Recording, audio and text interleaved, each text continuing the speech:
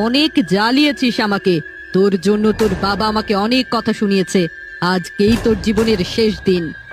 না মা, আমাকে আমাকে মেরো না মা, আমাকে মেরো না।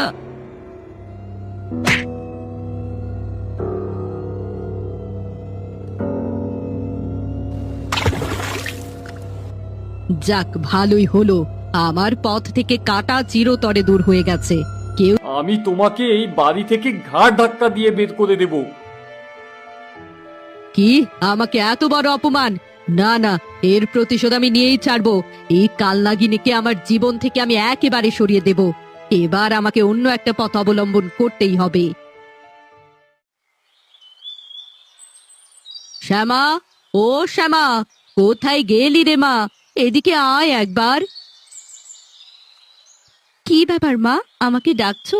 হঠাৎ করে তুমি আমার সাথে এত ভালো ব্যবহার করা শুরু করলে মা? আমি আমার সব ভুল বুঝতে পেরেছি মা। তোর সাথে আমি অনেক অন্যায় করেছি। আমি তোর সাথে আর কোনো খারাপ ব্যবহার করব না। তুমি আমাকে এখন থেকে তাহলে নিজের মার মতো করে ভালোবাসবে, তাই তো? হে প্রভু, তুমি আমার দিকে মুখ তুলে তাকিয়েছো। তোমার প্রতি আমার কৃতজ্ঞতার কোনো শেষ নেই। হ্যাঁ মা, আমি তোকে এখন থেকে নিজের মেয়ের মতোই ভালোবাসবো। কাল আমি আমার বাপের বাড়ি যাব, আর সাথে করে তোকেও নিয়ে যাব। তুমি সত্যি আমাকে বেড়াতে নিয়ে যাবে মা? হ্যাঁ রে শ্যামা, কাল নৌকা নিয়ে নদীর ওপারে যাব তোকে নিয়ে বেড়াতে। তুই সকাল সকাল তৈরি হয়ে থাকিস। এখন ঘরে গিয়ে বিশ্রাম নে, তোকে আর কোনো কাজ করতে হবে না।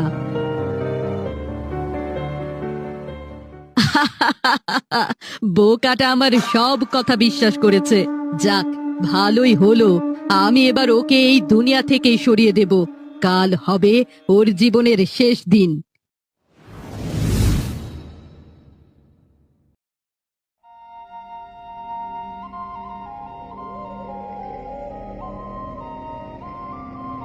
জানো মা, আমার খুব আনন্দ হচ্ছে। কতদিন পর আমি বেড়াতে যাচ্ছি, কিন্তু অনেকক্ষণ হয়ে গেল তুমি নৌকায় বাইছো। আর কত দেরি মা, আর কত পথ বাকি?